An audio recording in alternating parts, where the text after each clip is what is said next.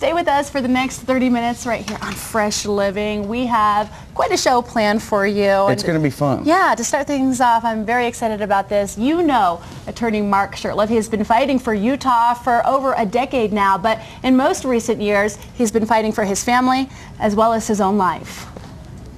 Mark Shurtleff has served Utah as Attorney General since 2000, but the road hasn't been an easy one.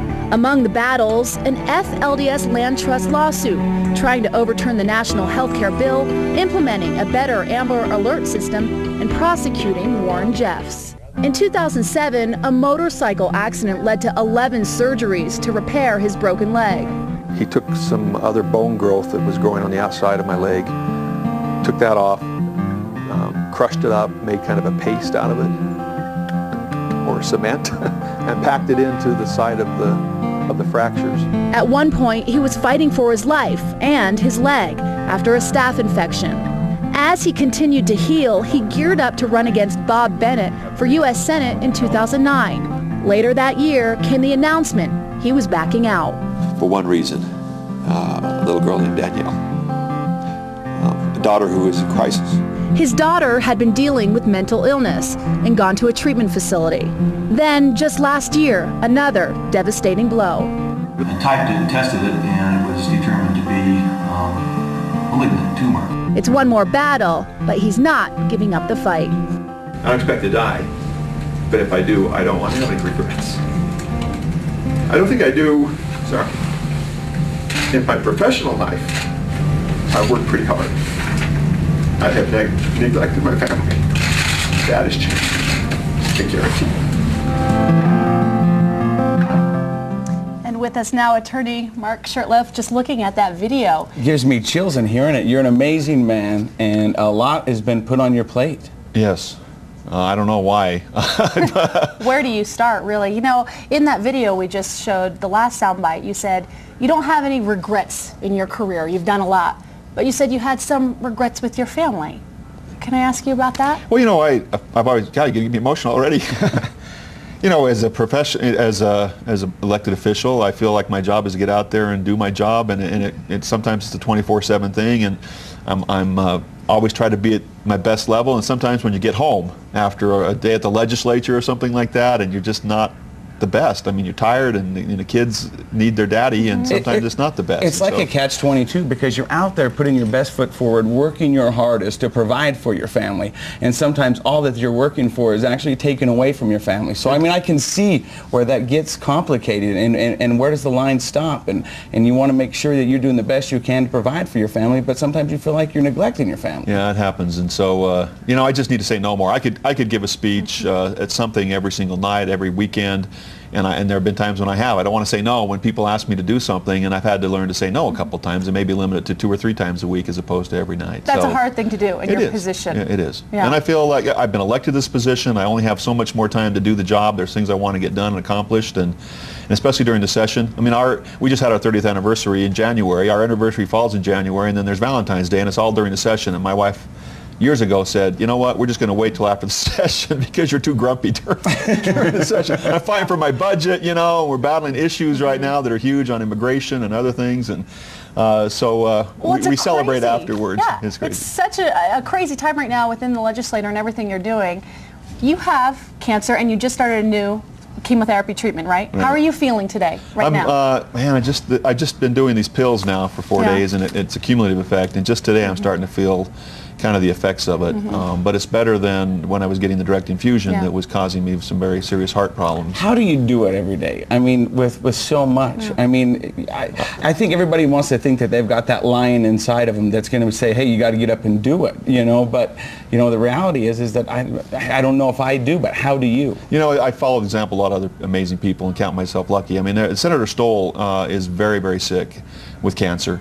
We don't hear so much about him, but he's up there every day, and he looks like he can barely move. He's pale, and he looks, but he's there every day doing his job. He's got his son there to help him out. So I'm getting chemo, but I'm drinking a lot of green smoothies with spinach and stuff. I don't know, and I believe in faith and prayers, and a lot of people are praying for me. I mean, it's been wonderful. That kind of thing boosts you up. When I hear that my name's in the Wailing Western Wall in Jerusalem, I've had Navajo blessing ways. I've had friends say they're praying for me in the mosques, candles lit in the Catholic Church, Mormon temple prayer roll. I mean, that just has to lift you up. Well, that's a testament to the service that you provided to Utah, and Utah is just, trying to give it back. Well, it's good. And, we thought about not being public about this. I mean, I was public about the leg because, I was riding a Harley, and it was kind of cool. And by the way, you're one of the reasons I can't have a motorcycle. Sorry, I know. People tell me that. Go look at the leg thing. But it was okay to talk about it. We're raising money for fallen officers. It was kind of cool. Yeah. Colon cancer. Not so cool. Not so cool. Mark, why don't you? Most people, I think a lot of people, would step down, back down, take care of themselves, be with your family. Why don't you do that? Well, I have been doing much better with the family, and an amazing support. My wife in particular, who hates the public eye. This conference, the press conference, she just did not like it, but she's there supporting me, making sure the kids are taken care of. And I think I've been to just almost every one of my daughter Annie's junior jazz games and soccer games this past year. So I'm doing better in that regard. And you have to tell everybody, you got to make sure you make time for the family. Now, speaking of family, recently you pulled out of the race because of your family. How is the family doing? I had a daughter. We've talked a lot about her because of her suicide attempts and her depression that she suffered. A lot because of her birth circumstances and her birth mother using alcohol and drugs and so forth. But she an adopted daughter? She is. Oh, I didn't know that. My youngest three are adopted, all born addicted to drugs.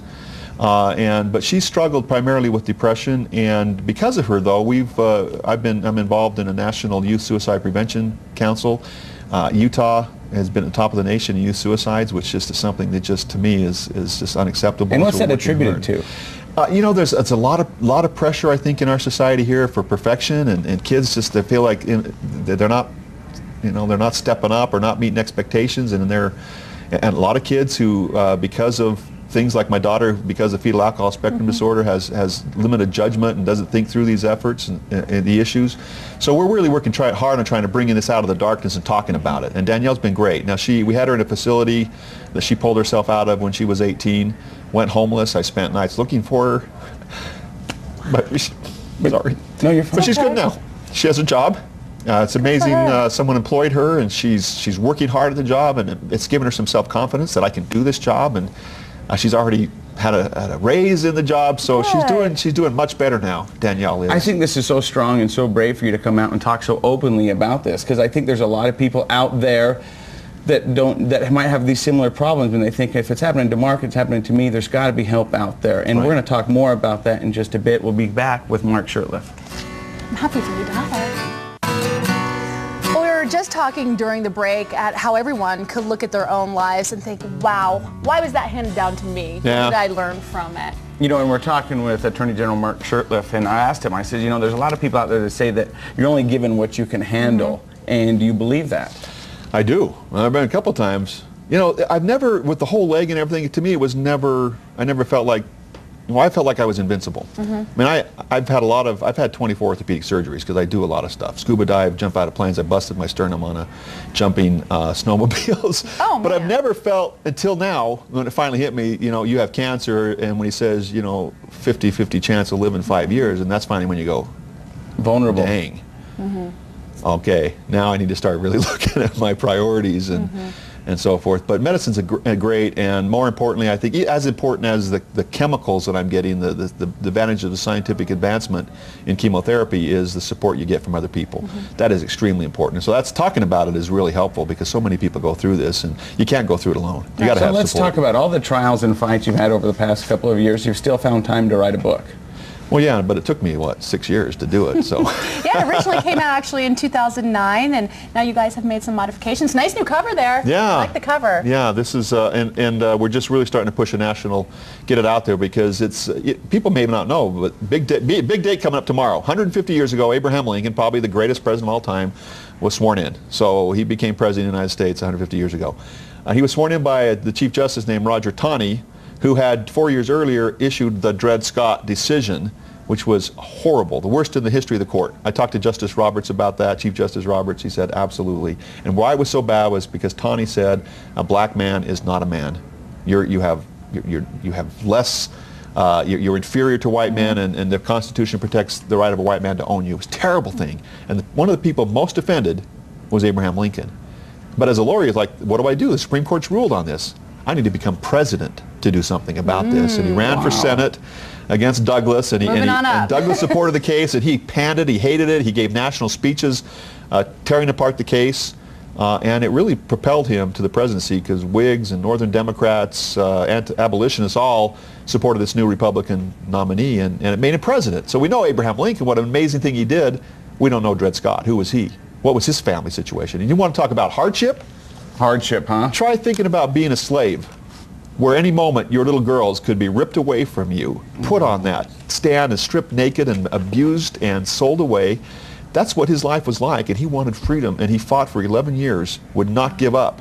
And because he kept fighting, even though he lost in the end, it really made his people free because Abraham Lincoln freed the slaves. It's all in the book. Do you think you'll ever write a book about your personal life, your personal battles and your struggles? Yes. I've got several others I'm working on right now, but that is definitely one I want to. So what's next for you? Wow, good question. I'm done with this third term in 2012, and I've said I'm not going to run again. I feel like there should be change over. Although I've got a couple of projects that I'm thinking now, unfinished I don't have business. enough time to finish. I got to sue the BCS. That was my question. All As right? a football fan, yeah, where are we standing on the I love that. BCS? Getting close. I'm making a big presentation Mark. next week in DC on it. Mark, thank you very much. Lastly, Oh, go ahead. sorry, I just wanted to ask, what's the latest prognosis? You know, we're all praying for you, as you mentioned. It's it's great. I mean, my chances are improved to 67% chance of surviving 5 years, which still doesn't sound very good, but in the world of cancer, it's great. And I absolutely, they caught it soon enough and getting the right treatment that I'm sure that I'll beat this thing. Well, you're in our prayers. Thank you very much. I appreciate it. I feel it. Thanks so much.